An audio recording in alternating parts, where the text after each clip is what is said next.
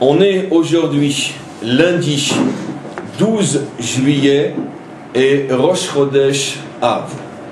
Et le cours est pour la bonne délivrance de Rachel Bat Ayala. Et en tous les cas, on enchaîne tout de suite et on continue. On a donc expliqué hier au sujet du chiffre 11, et c'était effectivement tout à fait providentiel, puisque vous avez sans doute remarqué que hier on était aussi le 11. On était hier le 11 juillet, et hier c'était aussi la fin du mondial, et on sait qu'une équipe de foot a 11 joueurs. Donc on était véritablement dans le 11 hier. Il fallait bien que je la place, excusez-moi. J'ai le droit, moi aussi, d'accord, de m'amuser. Il n'y a pas de raison que ce soit seulement des centaines de millions de tordus dans le monde qui regardent un ballon aller à droite et à gauche qui s'amusent. Les rabbins aussi ont le droit de s'amuser. Ceci dit, on continue le cours. Et donc, en tous les cas, on a donc révélé hier, on a commencé à révéler hier le secret du chiffre 11 et on a expliqué que fondamentalement, les structures du bien et du mal sont composées de 10 dimensions, mais essentiellement, d'abord et surtout de 10 dimensions du côté du bien qui correspondent au départ aux 10 attributs divins, c'est-à-dire aux 10 manifestations de Dieu dans ce monde. Maintenant, la structure du mal possède elle aussi ces 10 dimensions, en ce sens qu'on a expliqué une fois de plus hier que d'après la définition dans la Torah du mal, le mal n'est pas le contraire ou ce qui s'oppose au bien, mais est tout simplement la copie conforme du bien, mais ça s'appelle le mal parce que ce n'est que la copie, ça veut dire c'est un mensonge, c'est un faux. Le mal est un faussaire, il se fait passer pour le bien, mais en vérité il n'est pas le bien. Mais en tous les cas, puisqu'il se fait passer pour le bien, automatiquement si le bien fonctionne avec 10 structures fondamentales, automatiquement on va retrouver ces 10 structures fondamentales. Alors d'où vient la 11e dimension? La 11e dimension est ce qu'on a appelé l'étincelle capturée, l'étincelle divine qui est prise, qui est capturée de la dimension du bien, qui est capturée par la dimension du mal pour lui permettre d'exister. Que signifie pour lui permettre d'exister? C'est-à-dire donc que cette dimension du bien est, selon l'explication des maîtres, ce petit peu de vérité qui est au début d'un mensonge, ce qui donc donne à ce mensonge sa vitrine, son apparence d'être bien, d'être vrai. Et plus un mensonge possède ce genre d'étincelle, comme on va encore le voir précisément et dans les détails aujourd'hui, plus le mensonge possède ce genre d'étincelle et plus il va tenir, parce que plus finalement il se cache derrière le masque de cette étincelle. Et c'est pour ça que jusqu'à la délivrance finale, la structure du mal a 11 dimensions, c'est-à-dire les 10 qui lui permettent de copier le bien, et la 11e qui est cette étincelle de vérité qui se cache à l'intérieur de la structure du mal. Et au moment de la délivrance, c'est le contraire qui va se passer. Le bien va récupérer son étincelle perdue et automatiquement le mal n'existant que parce qu'il se déguisait en bien, lorsque le masque va lui être enlevé, c'est-à-dire que l'étincelle de vérité va être récupérée par le bon côté, automatiquement le mal, comme un ballon d'air gonflé, va se dégonfler puisque finalement il n'avait aucune existence par et pour lui-même, il n'était qu'un faux. Et exactement de la même manière que quand quelqu'un fait de la fausse monnaie et il est attrapé automatiquement, même s'il avait dans son coffre des millions de faux dollars, en une fraction de seconde, toute cette fortune est anéantie, elle disparaît, puisque finalement, au moment où on l'attrape, on met en évidence qu'il n'a jamais eu cette fortune. À la différence peut-être d'un vrai voleur, quelqu'un qui vole 1 million de dollars, il a 1 million de dollars. Et au moment où on l'attrape, il restitue le 1 million de dollars. Tandis que le faussaire n'a jamais eu 1 million de dollars. Et donc l'exemple est extrêmement juste. Le mensonge, le mal, n'est pas simplement un voleur de 1 million de dollars. Il fabrique 1 million de dollars. Et simplement que c'est tellement ressemblant que tant qu'on ne l'attrape pas, on peut croire que c'est véritablement un homme riche. Mais au moment où il est attrapé, rétroactivement, on s'aperçoit qu'il n'a jamais rien eu. Et c'est ce qui va se passer au moment de la délivrance, lorsque la structure du bien va récupérer l'étincelle positive. À ce moment-là, le mal va s'écrouler, va disparaître comme s'il n'avait jamais existé. C'est aussi à cela que faisait allusion le roi David lorsqu'il dit, au moment de la délivrance, « Az hayinu kecholmim » à ce moment-là, nous nous rendrons compte que nous n'avons fait que rêver. Que toute l'histoire humaine, en tous les cas l'histoire du mensonge humain, n'est que comme un rêve, ou plutôt comme un cauchemar. Et même si un cauchemar nous prend véritablement, et on peut aussi rire, pleurer et crier lorsque l'on dort et lorsque l'on rêve, au moment où on se réveille le matin, on s'aperçoit rétroactivement qu'il n'y avait aucune raison d'avoir peur ou d'être heureux et de rire, puisqu'il ne s'est strictement rien passé. Et c'est ce que révèle le roi David pour montrer à quel niveau se situe la délivrance. Elle se situe donc au niveau du chiffre 11, et on avait expliqué que c'est entre autres le secret de la Ktoret. Alors donc, encore une fois, c'est donc ce à quoi fait allusion la Torah lorsqu'elle parle des 11 jours qui nous séparent du mont Sinaï pour rentrer dans la terre d'Israël en passant par la montagne de Séhir. On en reparlera encore aujourd'hui. Je tiens simplement encore un petit peu à continuer. On se rappelle que Moshe se trouve Be'eretz Moab. On expliquait hier pourquoi.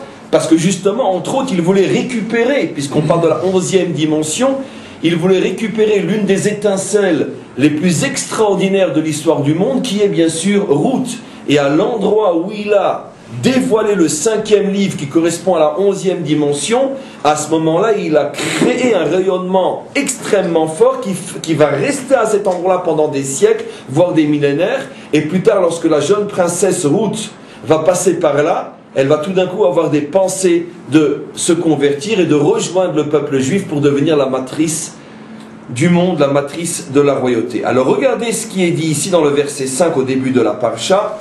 Be'ever hayarden, de l'autre côté, c'est-à-dire du côté est du Jourdain, Be'eretz Moav, dans le pays de Moav, au il Moshe Be'er et Torah Azot. Moshe a commencé à expliquer la Torah, les morts, et donc tout le livre de Devarim, le 5e livre. Alors, vous remarquez ici deux problèmes. D'abord, en vérité, j'ai traduit le mot Be'er par expliquer, ce qui est juste, mais en vérité, le mot Be'er, nous le connaissons tous, signifie un puits d'eau vivante. Comment on appelle un puits d'eau vivante? Une source, d'une certaine manière. C'est un endroit où se rassemble de l'eau vivante, de l'eau qui se renouvelle. Ça s'appelle un Be'er. Les fameux Be'erot qu'avait creusé Abraham et qui à chaque fois avaient été rebouchés par les Philistins et qui ont été redébouchés par Yitzhak. Donc le mot Be'er veut dire expliquer, c'est vrai, mais veut dire aussi puits d'eau vive. Alors bien sûr, dans la mesure où la Torah possédait des dizaines, j'exagère, mais plusieurs autres mots pour dire expliquer, pourquoi a-t-elle choisi ici un mot qui fait aussi allusion à une eau de source vivante? Deuxième question, que signifie que ici il a commencé à expliquer la Torah? Rachi rebondit de plusieurs centaines de milliers de kilomètres de hauteur, comme sur un ressort inimaginable, le réflexe sain et naturel d'un juif qui lit la Torah comme elle doit être lue. Comment peut-on expliquer, comment peut-on dire que ici Moshe a commencé à expliquer la Torah alors qu'on est à la fin des 40 ans dans le désert où la Torah a déjà été expliquée en long, en large et en travers, puisque ça fait 40 ans qu'on l'a reçue. Donc le verset est complètement incompréhensible. Rachi explique, non, de quoi on parle ici? Il a commencé à l'expliquer dans les 70 langues. Chidouche inimaginable.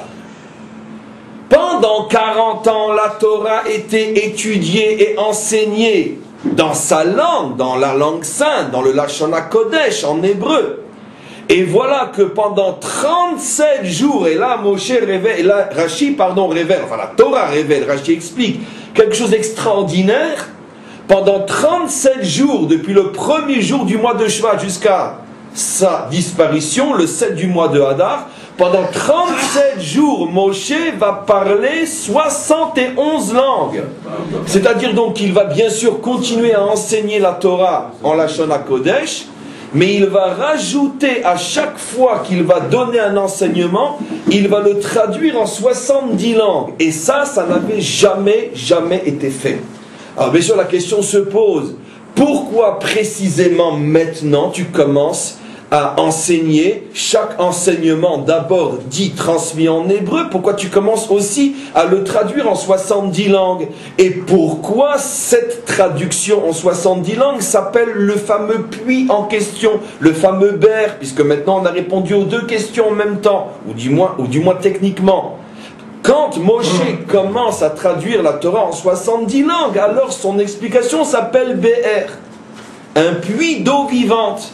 Ce qui veut dire par là que tant que la Torah est exprimée en hébreu uniquement, il manque encore à la Torah sa dimension de puits d'eau vivante.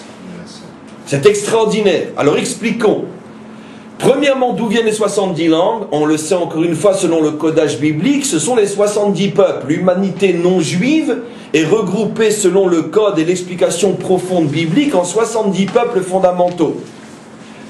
Maintenant, les 70 langues correspondent à ces 70 peuples. D'où viennent les 70 langues? Entre autres, techniquement, selon l'histoire biblique, au moment de la tour de Babel, l'humanité s'est divisée en 70 courants fondamentaux avec 70 langues. C'est-à-dire qu'au départ, il y avait une langue unique, universelle. Comme j'ai déjà expliqué, bien sûr que les peuples avaient leur propre patois, mais tous les peuples étaient rattachés à la langue source, la langue fondamentale qui était le Lashon HaKodesh, qui avait été appris par Adam et transmis à son fils et de génération en génération, et de la même manière que tous les enfants du monde apprennent en plus de leur langue, la langue universelle qui est l'anglais aujourd'hui, qui était le français il y a quelques siècles, ou l'espagnol à un autre moment, il y a toujours eu une langue universelle jusqu'à la tour de Babel. La langue universelle était l'hébreu, la langue de la Torah.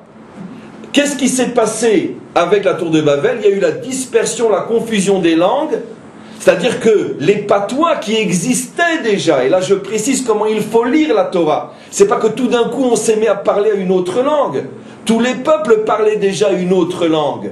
Seulement tous les peuples étaient connectés à la langue source, à la langue Be'er, le fameux Be'er dont on parle ici. Et à partir de la tour de Babel, les ruisseaux, si l'on peut dire les fleuves, se sont déconnectés de la source. Et automatiquement, quand un fleuve se déconnecte de la source, qu'est-ce qui se passe?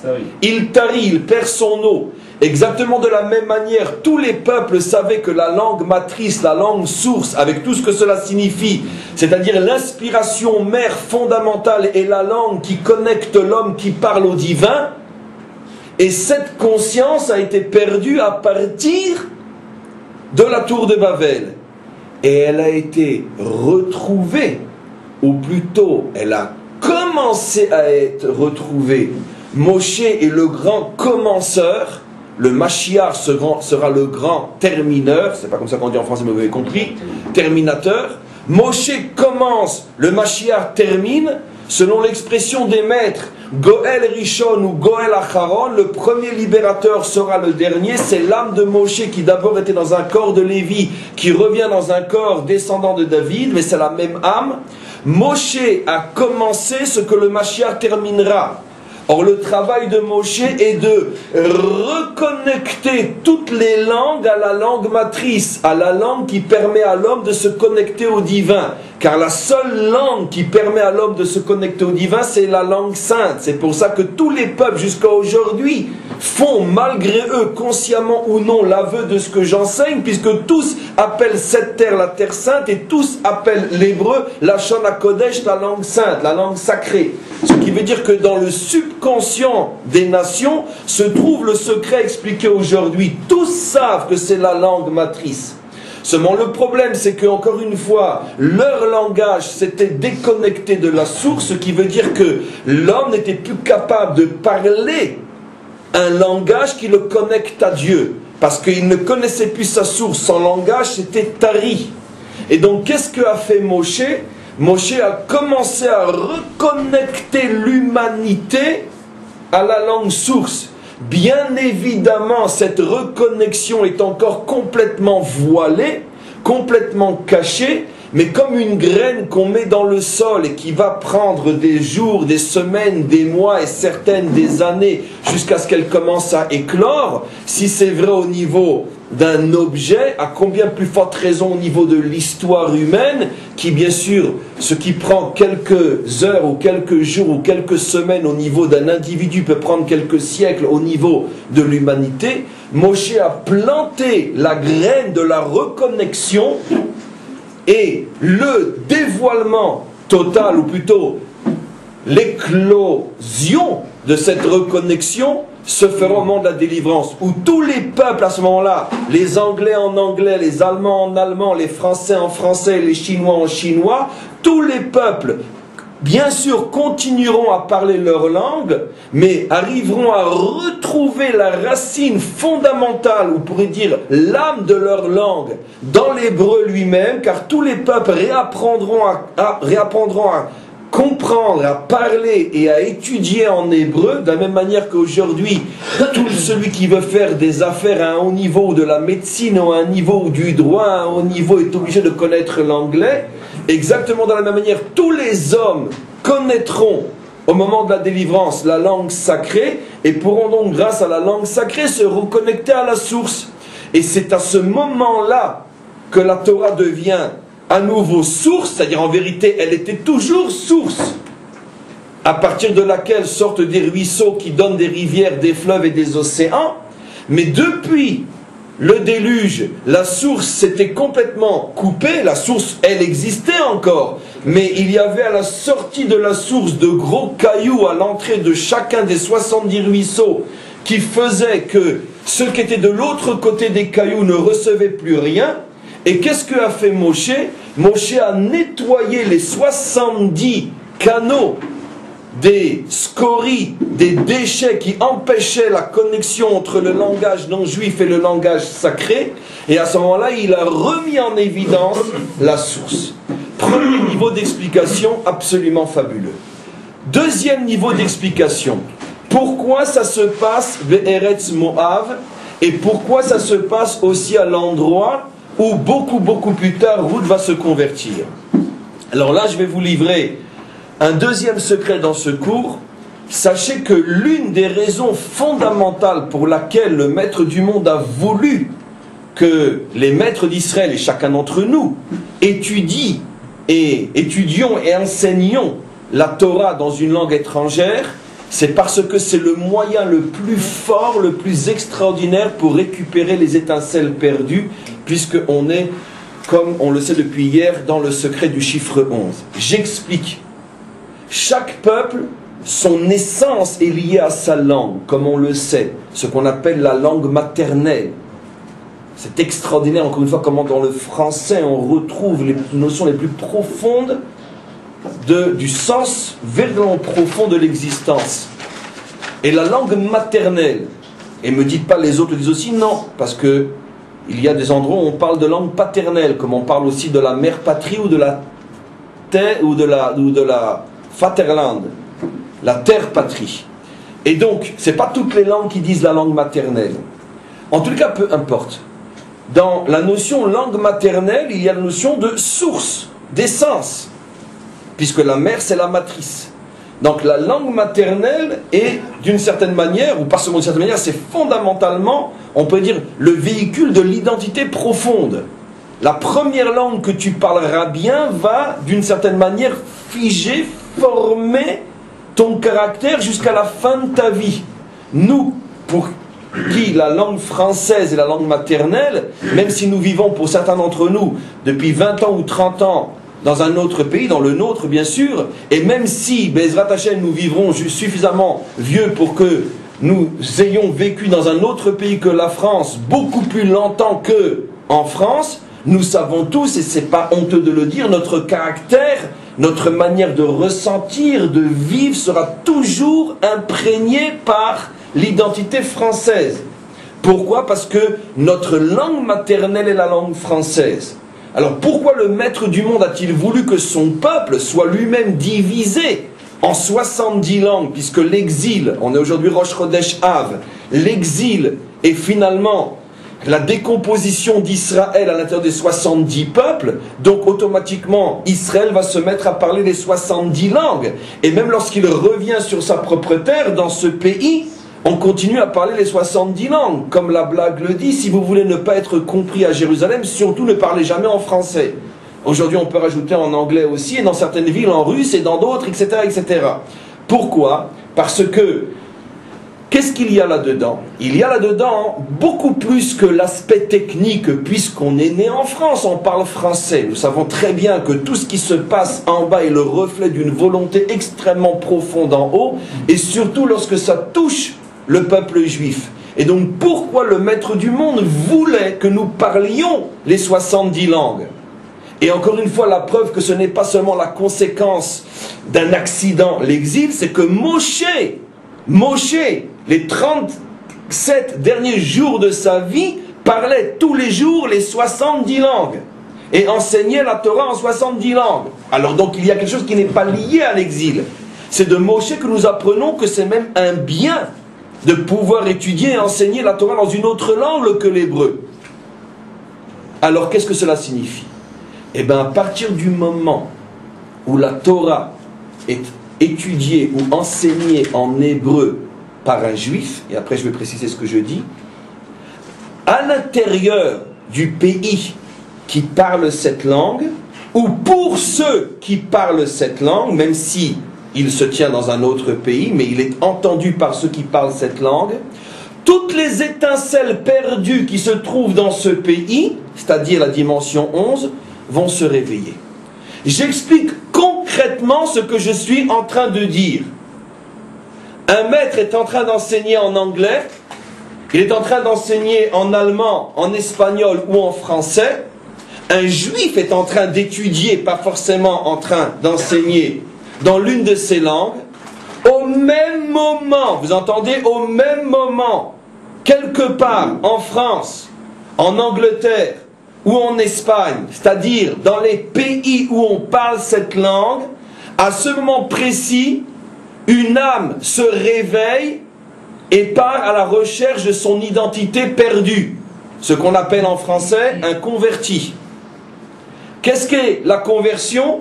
La conversion, c'est tout d'un coup, en allant très très vite, un non-juif qui tout d'un coup, à un moment dans sa vie, commence à avoir des problèmes existentiels et se poser la question, mais d'où je viens, qui je suis et où je vais, jusqu'à ce qu'il se retrouve là où il aurait toujours dû être, car c'est une étincelle perdue.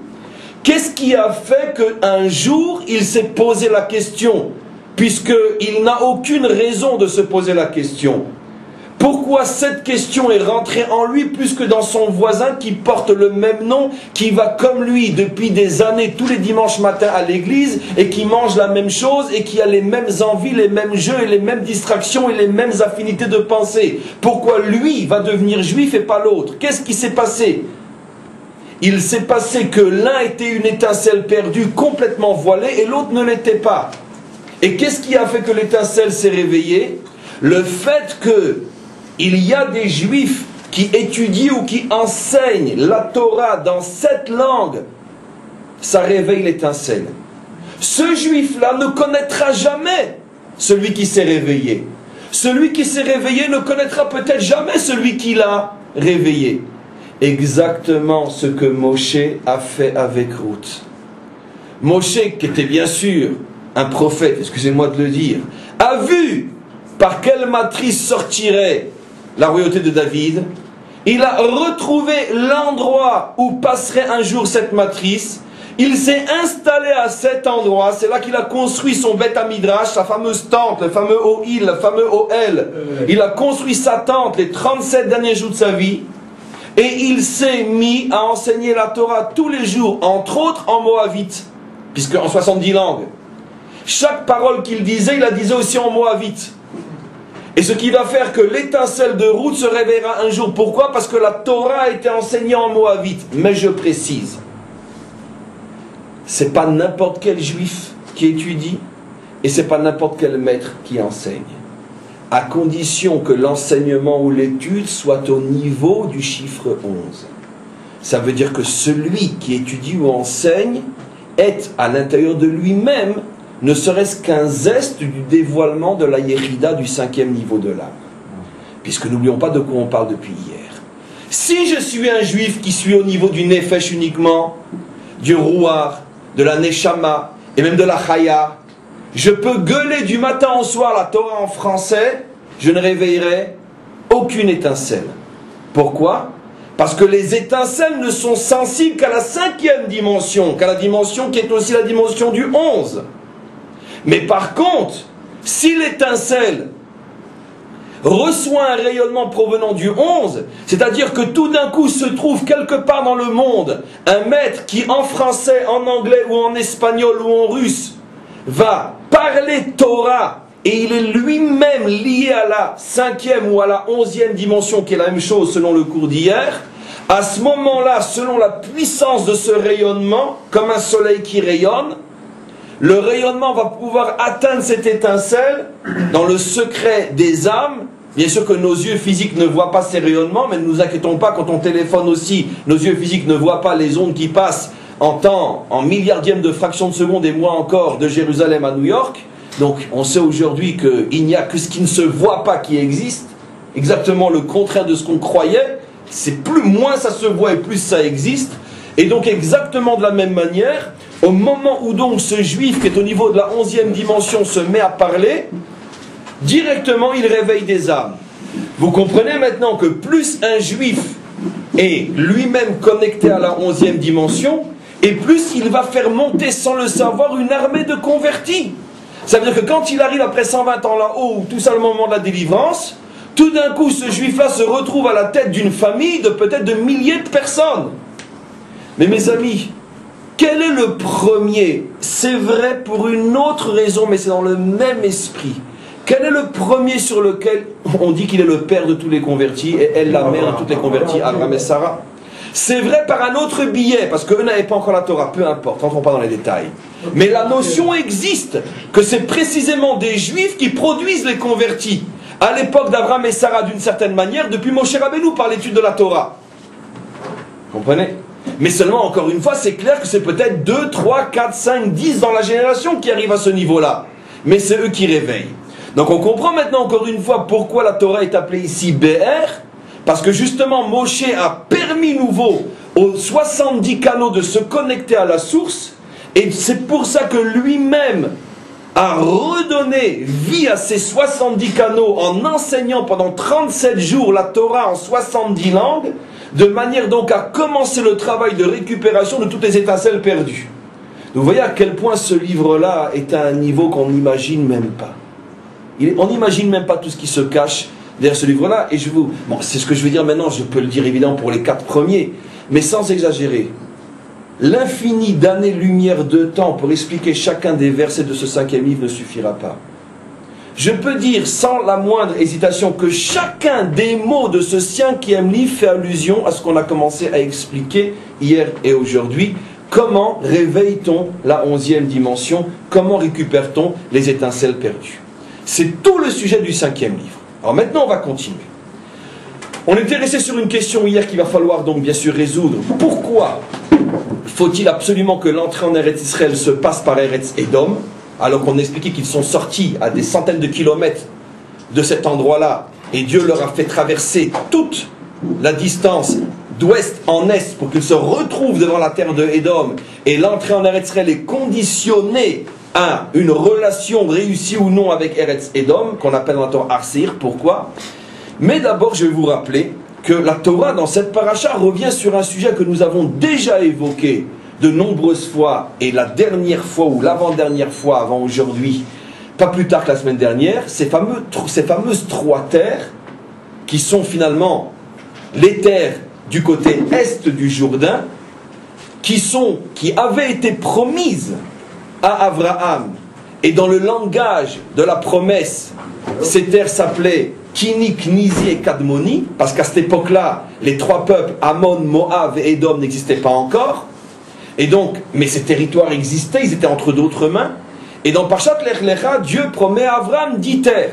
Et comme j'ai déjà dit, mais je le répète, après on n'entendra plus jamais parler de ces 10 terres, on n'entendra parler que de 7 terres, c'est-à-dire celles qui sont du côté ouest du Jourdain. Et Rashi explique et il va compléter dans notre paracha d'une manière bouleversante ce qu'il a commencé à dire dans Lech Lecha. Dans Lech Lecha, il explique que ces 3 terres qui vont devenir plus tard des terres appelées Ammon et Moab, les 2 enfants de Lot avec ses filles, et Har Seir ou Eretz Edom, terre qui est le pays de Esav, ces 3 terres comme par hasard vont se retrouver possédées, habitées par des personnages liés à la famille d'Israël, puisque Lot est le neveu d'Abraham et, comme Rachid le dit dans notre paracha, le fils adoptif, et Abraham le considère comme son fils, et Esav est lui aussi le fils, dans le sens le descendant, il est le petit-fils. Il est le petit-fils d'Abraham. Et nous savons ce que disent nos maîtres, Bne Banim Kebanim. Le petit-fils est comme un fils. Donc, étant le fils de Yitzhak, qui est le fils d'Abraham, il est le petit-fils d'Abraham, il est comme le fils d'Abraham. Et c'est ce que Rachid va expliquer dans notre paracha, une chose époustouflante. En tous les cas, ces 3 terres vont devenir les terres finalement de personnages très très proches d'Israël. 2 personnages, Esav et Lot, que l'on peut appeler, selon Rachid, les fils d'Abraham. Et voilà que la Torah va nous reparler de ces 3 peuples. Je vais lire certains passages pour resituer et je vais expliquer. On est dans le verset 4 du chapitre 2.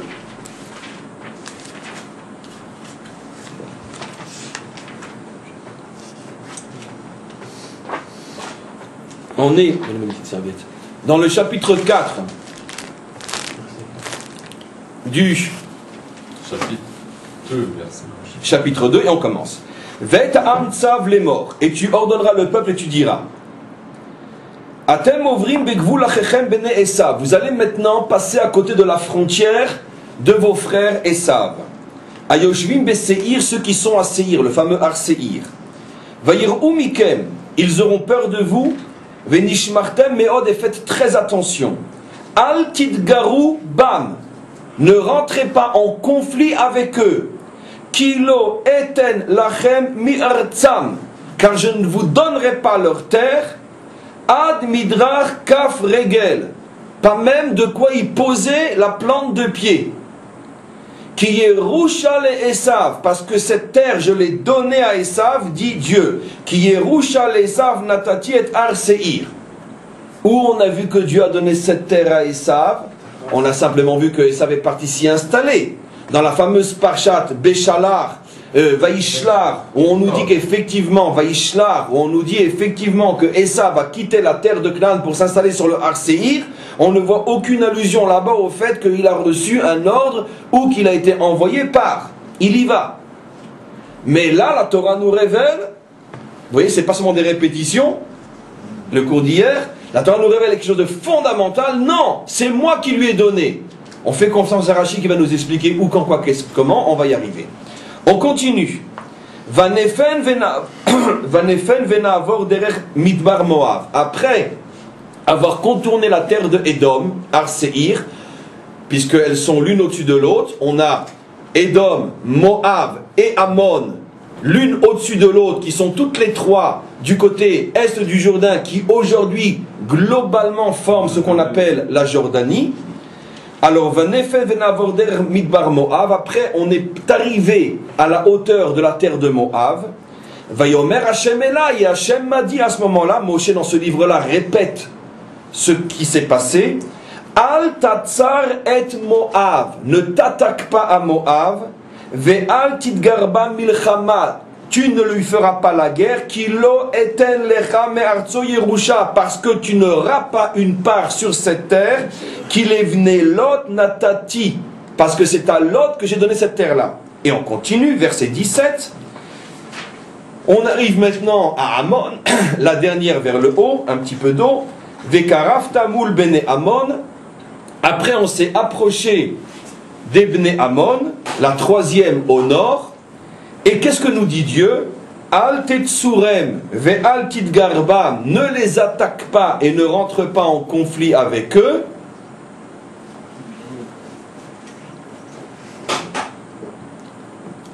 Kilo eten me'eretz bene Ammon lecha Yerusha, car tu n'auras pas de part dans cette terre, qui livne Lot, Netatia, car ils appartiennent à Lot. Alors mes amis, il y a ici une contradiction. Ici la Torah nous dit que ces trois terres appartiennent aux enfants de Lot, Ammon et Moab, ou aux enfants de Esav, Har Seir, et que les trois s'appellent être donnés par Dieu. Et Dieu met en garde Moshe que même de quoi y poser son pied, il ne pourra pas, rien. Or, cela contredit ce que la Torah elle-même dit, en tous les cas expliqué par Rashi, et aussi un petit peu la semaine dernière. Absolument, on voit que la conquête a commencé du côté ouest, du côté est. En tout cas, Rashi explique le verset qui promet 10 terres en disant que ces trois supplémentaires sont les fameuses trois terres en question. Mais en vérité, Rashi a déjà tout répondu, je ne fais que le remettre en évidence. C'est-à-dire, pendant toute l'histoire du monde jusqu'à la délivrance finale, nous n'avons aucune possibilité de conquérir ces trois terres.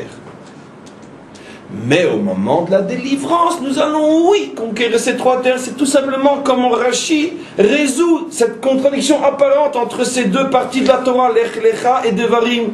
Dans Devarim, on parle de l'histoire jusqu'à la délivrance finale. Et dans Lech Lecha, on parle de ce qui se passe au moment de la délivrance finale où nous récupérons ces trois terres.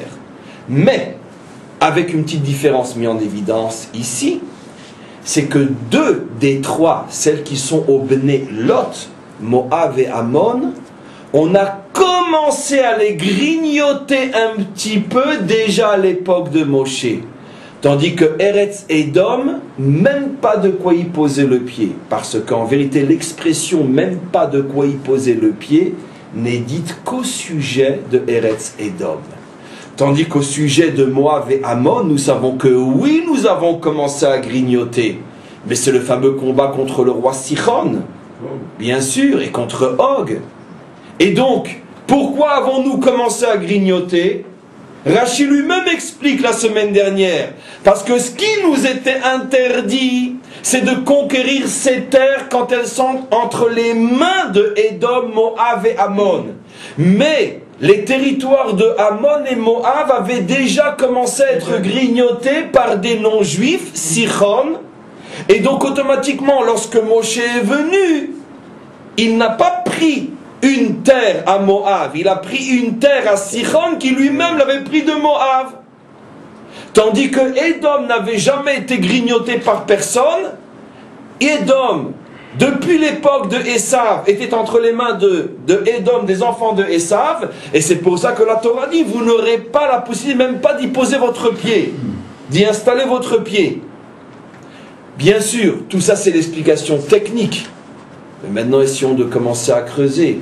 Et pourquoi la Providence a-t-elle voulu qu'un grignotage commence au niveau de Moab et Ammon, ce qui a permis à Moshe lui aussi de commencer à grignoter? Et pourquoi la même Providence n'a-t-elle pas voulu que la terre de Édom, ou n'a-t-elle pas permis que la terre de Édom commence à être grignotée, même pas comme l'épaisseur de la plante d'un pied? Et je pose une autre question qui est la continuité de la première. Et pourquoi, puisqu'il y a trois terres fondamentales qui dépendent de la délivrance, pourquoi on ne met en évidence que la terre de Séhir avant l'entrée en Eretz Israël? Comme nous a dit le verset hier, il y a 11 jours qui séparent Israël de sa terre en passant par Eretz Séhir. Pourquoi Eretz Séhir est mis en évidence plus que Ammon et Moab? J'ai déjà commencé à répondre, parce que c'est la seule qui n'a pas été grignotée. Mais on revient donc à la question, et pourquoi, et pourquoi, et pourquoi? Et voilà, et voilà, et voilà, j'explique. Rashi, dans notre paracha, va révéler des secrets inimaginables, et comme je le dis toujours, je sais que ça agace, mais c'est pas grave, je n'ai pas le droit de ne pas le redire. À chaque fois que Rashi révèle un secret d'une puissance infinie, même l'infini n'est pas suffisamment grand pour contenir l'infini de la puissance du secret que révèle Rashi, on a l'impression qu'il ne dit rien, tellement ça paraît banal. Et je vous dis, et je vous redirai, et dirai sans arrêt, à chaque fois que la Torah ou les maîtres d'Israël, et en particulier Rashi, semblent ne rien dire, faites attention. L'infini ne suffira pas pour comprendre ce qui est dit. Je ferme la parenthèse. Rashi, sur le verset, ou plutôt sur les versets qui disent que Dieu a donné ces trois terres à Esav et Lot, Rashi explique pourquoi. Rashi commence à expliquer ce qui est dit ici, que Dieu a donné la terre à Esav. On s'était posé la question, mais on n'a jamais vu qu'il l'avait donnée. Et Rashi explique une chose fabuleuse. C'est que ces fameuses 3 terres, qui à l'époque d'Abraham s'appelaient le Kini, le Knizi et le Kadmoni, ces fameuses 3 terres ont donc été données à Abraham et sa descendance. Les Raoul Zarecha, dit le verset, à toi et à ceux qui sortiront de toi, donc à tes enfants. Mais Dieu n'a pas précisé, dit Rashi, comment doit se faire le partage des 10. Et voilà ce qu'a décidé Abraham, nous dit Rashi. 7, je donne aux enfants sortis de Yaakov, nous, les tribus d'Israël, c'est les 7 peuples cananéens, les 7 terres qui sont du côté ouest. Et 3, je donne à mes 2 autres enfants. 3 terres pour 2 enfants, donc 2 pour 1 et 1 pour 1. C'est qui mes 2 autres enfants? Dit Rashi, pas moi. Esav et Lot. Esav et Lot. On pourrait poser la question Ishmaël, c'est une très très bonne question. Restons sur une bonne question plutôt qu'une mauvaise réponse, puisque ce n'est pas le sujet du cours pour l'instant. Mais la question est très bonne. Et donc Rashi nous dit, j'ai 2 autres enfants, Esav, puisque le fils de mon fils est comme mon fils, et Lot, qui est mon fils adoptif. Et je leur donne cette terre, ces 3 terres. 2 pour Lot et 1 pour Esav. Et donc, puisque Dieu a donné ces terres à Abraham et que Abraham a le droit, donc, comme tout père, de disposer de ses biens, son héritage, il l'a dispatché de quelle manière? 7 pour les enfants de Yaakov et 3 pour les 2 autres enfants, Esav et Lot. Maintenant, Rashi va plus loin. Et là, faites attention. Rashi explique. Et quel était le mérite que Lot avait pour être choisi, pour être le fils d'eux, puisque Lot, malgré tout, n'est que le neveu. Bon, c'est sûr qu'il a été adopté, parce que son père était mort, Haran.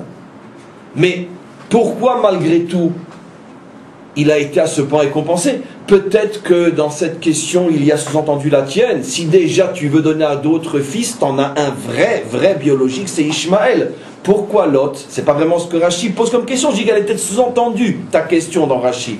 En tout cas, Rashi demande, mais qu'est-ce qu'a fait Lot pour mériter? Et Rashi répond d'une manière extraordinaire. Il dit, mais tenez-vous bien, parce que c'est époustouflant. Rashi dit, parce que Abraham voulait récompenser Lot pour le mérite de n'avoir pas dénoncé, en Égypte, lorsque Abraham a dit, Sarah est ma sœur, alors qu'elle était son épouse, pour ne pas être tué, pour recevoir des biens, car c'est ce qui est dit, je dirai que tu es ma sœur, et ils m'enrichiront grâce à toi. Non seulement ils ne me tueront pas, mais ils m'enrichiront grâce à toi. Lot savait bien sûr que ce n'était pas la sœur d'Abraham, puisque c'était la sœur de qui? De Lot. Lot et Sarah étaient frères et sœurs. Les deux étaient les enfants de Haran, morts à Ur-Kasdim, récupérés et élevés par Abraham. Et donc, c'était en fait sa sœur à lui. Et quand il a entendu Abraham dire « c'est pas ma femme, c'est ma sœur », il s'est tu. Abraham lui a tenu une reconnaissance éternelle pour cette chose-là, au point que quand il a fallu le récompenser, sur les 3 terres qu'il n'avait pas encore distribuées, il lui en a 2. Plus encore qu'à son fils biologique, son petit-fils qui est Esav, qui n'en a reçu qu'une. Voilà ce que dit Rashi. Le péléé, c'est que Rashi ne donne pas la raison pourquoi il a donné l'autre à Esav. Or, on a un principe fondamental. Quand Rashi ne dit rien, il hurle. C'est le rabbi qui dit souvent ça. C'est-à-dire que quand on s'attend à ce que Rashi explique et qu'il ne dit rien, attends-toi à ce qu'il hurle, tellement c'est fort. Puisque si tu prends la peine, Rashi, d'expliquer pourquoi il fallait une justification pour que Lot mérite les terres en question, au moins jusqu'à la délivrance, prends la peine d'expliquer dans la foulée qu'est-ce que Esav va faire pour mériter lui aussi une terre. Or, Rashi exprès se tait. Donc il hurle le secret. Seulement, comme tous les secrets hurlés en silence, il ne peut être entendu que par des oreilles qui sont capables d'entendre le silence. Et donc on va voir Qu'est-ce que dit ce silence? Mais en tous les cas, on reste maintenant sur cette question, je reviens sur les enfants de Lot. Sur Lot, pardon. Qu'est-ce qu'il y a de tellement extraordinaire au point de mériter 2 terres, au moins jusqu'à la délivrance finale? Et il faudra comprendre un jour, je pense, plutôt demain, et pourquoi jusqu'à la délivrance finale, pourquoi ça va changer après. Mais qu'est-ce qu'elle tellement grand mérite? Quel est le tellement grand mérite de ne pas avoir dénoncé ton oncle? Vous imaginez l'autre venir, eh monsieur, c'est ma soeur, c'est pas la sienne, et voir son oncle se faire couper en morceaux devant ses yeux? Mais quel est ce mérite? C'est une histoire de fou. Et je vous ai prévenu, quand Rachi raconte des histoires de fous, il cache un secret inimaginable. Et bien la réponse que je vais commencer à donner, mais je ne terminerai pas, la réponse est, c'est parce que précisément, Lot est décrit dans la Torah comme l'homme dont le Yetzer Hara, dont le mauvais penchant, au point que chez lui ça devient phénoménal, époustouflant comme je vais le prouver. C'est ce qu'on appelle en hébreu Ta'avat Mammon. C'est quoi en français Ta'avat Mammon? La cupidité, le désir infini, inassouvi d'argent. D'où on le sait? Parce que à plusieurs reprises, Lot est présenté comme un coureur d'argent. Je vous signale que la dispute entre lui et son oncle, père adoptif, c'est que pour un problème d'argent. Leur bétail était trop grand pour. Et pour bien montrer, côté Abraham, que Abraham est à des années-lumière de se disputer pour de l'argent, il lui dit, choisis ce que tu veux, où tu iras, je n'irai pas. D'accord? Tu veux les pâturages, prends, laisse-moi le désert. Et c'est ce que Lot fait. Lot a le culot de choisir ce qui à l'époque, avant que ce ne soit transformé en désert de sel, ce qu'à l'époque est appelé le paradis terrestre, un verset explicite, Kegan Hashem, comme le paradis terrestre où se trouvait Adam avant la faute, une région qui était inimaginablement belle et riche, on a du mal à le croire aujourd'hui, et Lot s'installe là-bas. Et il laisse à Abraham, qui est lui le maître, le chef, le patriarche, le conducteur, il lui laisse les pierres et les dunes de sable du Negev, du sud de la terre d'Israël. Et à cette époque-là, et encore 500 ans après, Rachi nous dit que le sud de la terre d'Israël était la partie la plus rocailleuse, la plus désertique de la terre. Et donc, Abraham lui dit, tu sais, moi j'ai pas de problème d'argent. Tu veux toi prendre le paradis terrestre et tu veux me laisser moi le désert? J'accepte. Vous croyez qu'il aura le culot de s'excuser? Il dit, très bien, je prends le paradis, prends les pierres. Donc on voit que cet homme-là est capable pour de l'argent d'atteindre des niveaux d'immoralité inimaginables. Une ingratitude inimaginable. Surtout que Rachi ne loupe pas de nous expliquer, en mettant en évidence un verset, quelque chose d'extraordinaire. À la sortie d'Égypte, lorsqu'ils sortent tous avec immensément de bétail, le verset dit Abraham était très riche, et le verset dit et Lot qui allait avec Abraham était très riche lui aussi. Et Rachi pose la question, pourquoi avoir besoin de préciser qui allait avec Abraham? On sait déjà depuis longtemps qu'il allait avec Abraham. C'est pour te mettre en évidence que c'est par le mérite d'Abraham que lui aussi s'est enrichi. Et il ne pouvait pas ne pas le savoir, sauf s'il est bouffi d'ingratitude. Et donc cet homme-là, qui sait qu'il doit sa vie à son oncle, puisqu'il était un petit orphelin abandonné, vous imaginez, dans la Babylonie de l'époque, un orphelin, et que son oncle l'a récupéré après la mort de son père, il l'a sauvé, bien sûr, donc il l'a sauvé dans son enfance, il en a fait son fils. Après, quand il a été capturé, c'est après ce passage-là, la capture, mais c'est pas grave, c'est après. Quand il a été capturé, il l'a sauvé, ce qui veut dire que potentiellement, l'amour d'Abraham pour l'autre, c'est clair. Même au moment de la séparation, il lui dit, sache que malgré que tu me laisses à moi les pierres et les dunes, quand tu auras besoin de moi, tu me téléphones, j'arrive tout de suite. La preuve, c'est qu'il va se faire capturer et Abraham se met en danger pour le sauver. Donc Abraham n'a pas besoin de lui donner des preuves d'amour. En plus, on peut imaginer la lumière dont il bénéficie aux côtés d'Abraham. Et tout ça pour du fric, il s'en va. Ça c'est Lot. Mais ça va beaucoup plus loin que ça. Il épouse une femme qui est le symbole même de l'avarice. Et vous savez, on ne doit pas se le répéter à nous tous, mais regarde sa femme et tu sauras qui il est. La femme est le miroir de l'homme.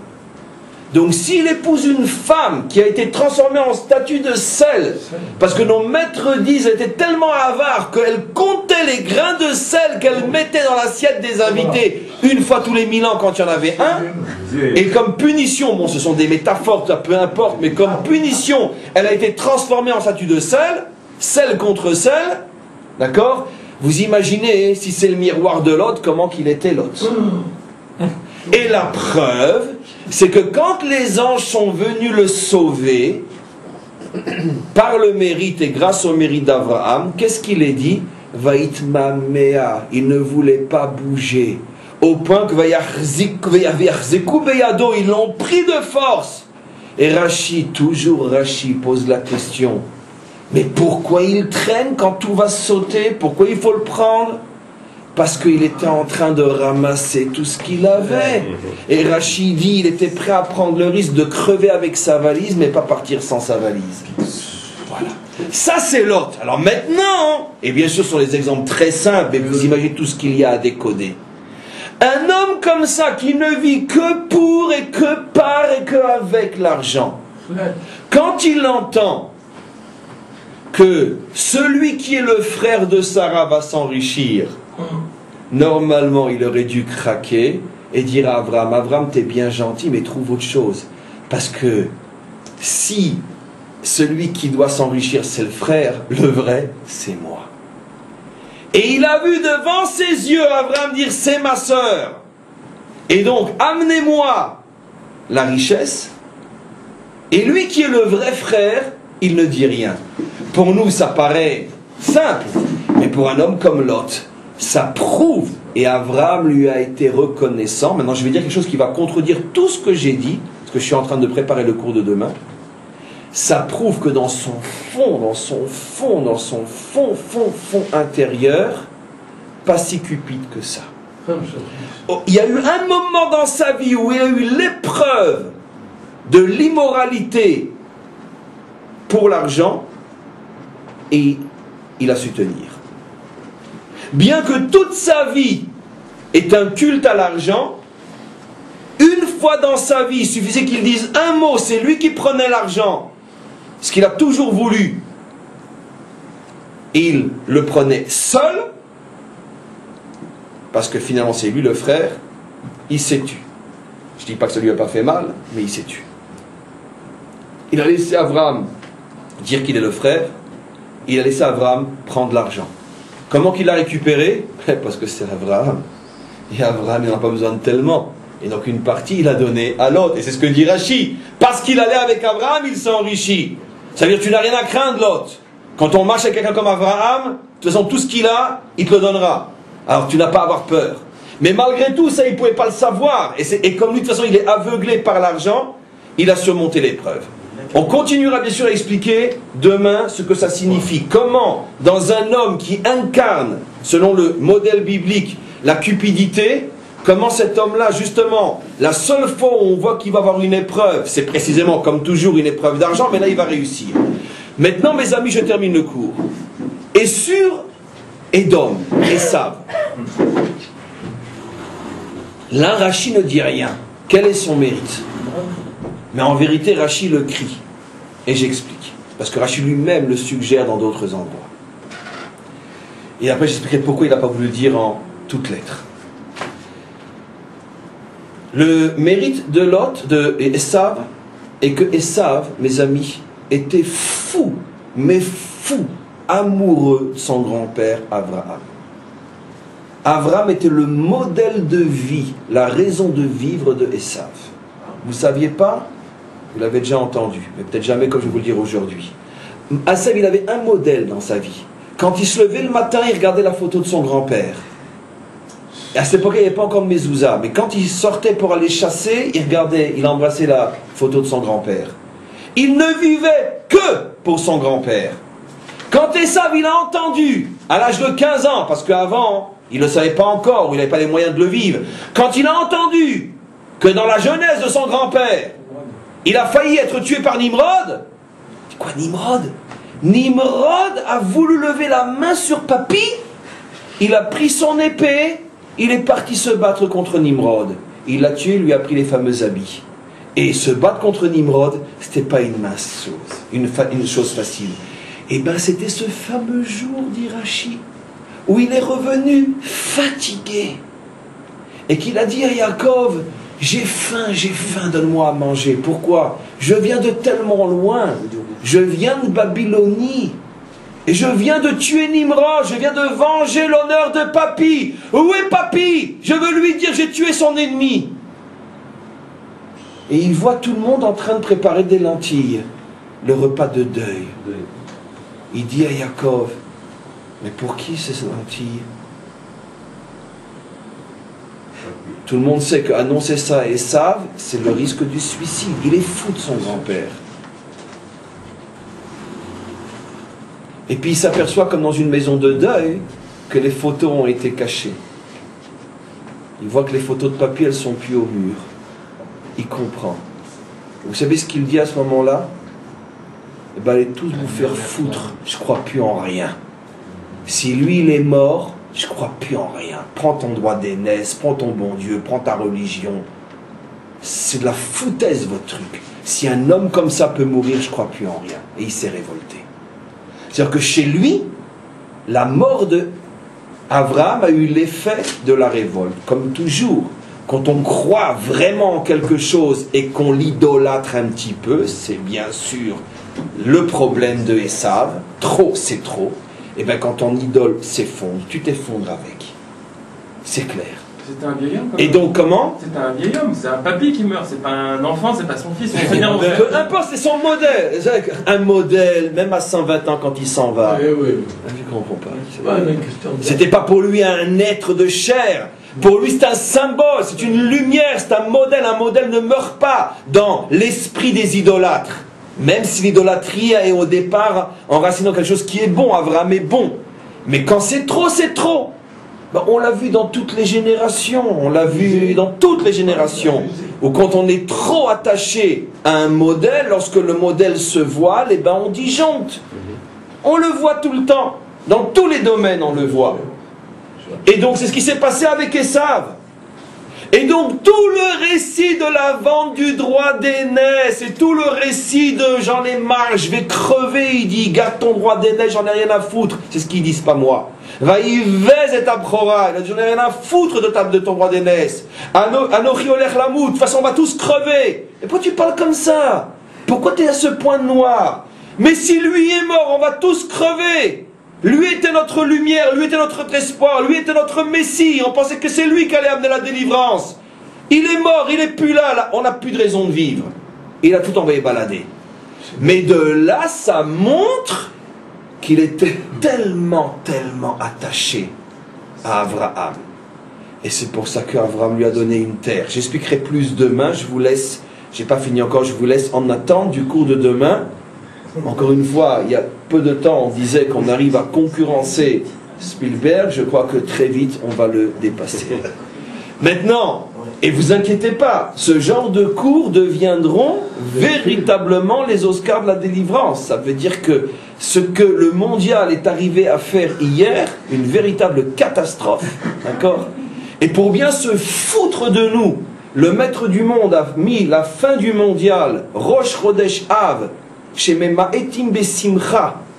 Et combien d'entre nous ont été faire les pitres devant un ballon alors qu'on fêtait malheureusement le premier jour de notre destruction, et que rares sont ceux qui ont le réflexe de se dire je ne peux pas y aller quand on est en train de pleurer la destruction de notre temple. Mais c'était un piège qu'Hachem nous a donné cette fameuse 770 années. Un grand piège en de la délivrance. Non, non. Meshenichnas Adar Memaitim Besimcha. Dès le premier jour, Memaitim Besimcha. Et regardez la finale du mondial hier. Est un grand affront au maître du monde pour lequel il faut véritablement faire teshuva et demander pardon. Je referme la parenthèse. En tous les cas, fêtez. Ok, donc on refait la parenthèse. Maintenant, écoutez bien ce que je dis. Il y a ici quelque chose d'inimaginable. J'ai mis en évidence que Lot est représenté dans la Torah comme étant la cupidité. Et on voit que son épreuve va mettre en évidence précisément sa capacité de perdre pour la moralité. Mais chez Esav, mes amis, on voit le même paradoxe. Esav est un guerrier. Esav est un chasseur. Esav est celui qui a reçu la bénédiction. Tu vivras à la pointe de ton épée. Oui. D'accord? Comment il s'appelait? San Diego. Zorro. Et San Diego? Bien sûr, San Diego. Dan Diego. Très bien. En tous les cas, c'est un espagnol lui aussi. Très bien. Il vivait à la pointe de son épée. Lui aussi. De son pied. C'est pas grave. Ce sont les rouges qui ont gagné hier. Nachon? Les rouges chez Edom. Le 11e jour, avec une équipe de 11. Et c'est le maillot rouge. Incroyable. Je vais faire la parenthèse. Amévin Yavin. On continue. Maintenant, regardez. Esav qui est décrit comme un guerrier. Mais oui, c'est les chemises rouges. Esav qui est décrit comme un guerrier. Esav qui vit à la pointe de son épée. Esav qui est un chasseur. Comment se fait-il que son modèle fondamental est l'homme de l'amour, de la bonté, de la paix, de la fraternité? Comment c'est possible? Le même paradoxe. Adkan. Ces deux personnages qui ont reçu ces fameuses 3 terres ont en commun qu'apparemment ils incarnent le contraire de ce que la Torah met en évidence dans le secret de ses mises en évidence. La Torah met en évidence, et j'expliquerai demain pourquoi Rachid n'a pas voulu le dire, met en évidence que le modèle fondamental de Esav était l'amour alors qu'il est un homme de guerre. Et la Torah met en évidence, et ça Rachid le dit, que Lot est arrivé à prouver qu'il se désintéresse de l'argent dans un moment crucial, alors que toute son existence est, oui, la recherche de l'argent. Donc je vous invite à aller voir et à entendre le cours de demain, plus intéressant que la finale du mondial. Amen.